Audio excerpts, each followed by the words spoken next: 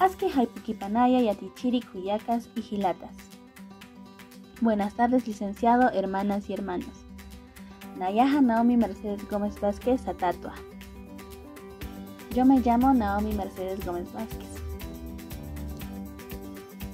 Nayaha Medicina Yatecta. Yo estudio la carrera de medicina. El día de hoy aprenderemos el alfabeto aymara. Comencemos.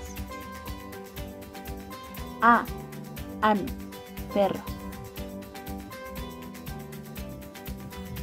Chi, chiuchi, pollito. Cha, chajraña, reina. Cha, chillara, negro.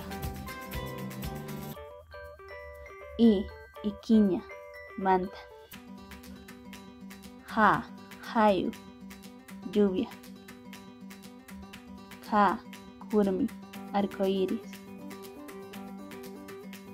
Ka, cuchi, cerdo. Ka, jauna, huevo.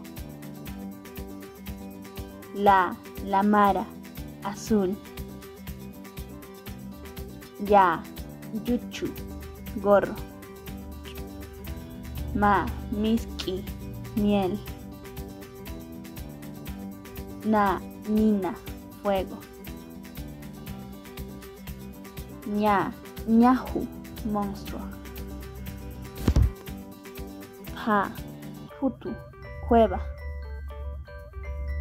Pa, pisi, gato. Akita, roto. Jala, piedra. Kiri, fogón. Kiwiri, chofer. Ratuki, rápida. Sacha, árbol. Tiwula, zorro. Tujru, bastón. Arwa, lana. Uta, casa. Huancaña, cantar.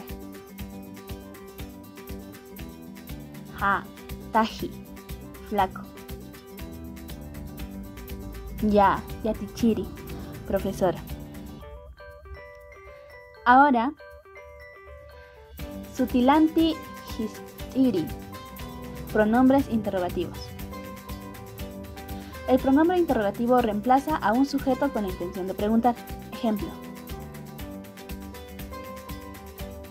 Kuna, ¿qué? Kunjama, ¿cómo? Kaukiri, ¿cuál? Kunata, ¿por qué? Kaukinsa, ¿dónde?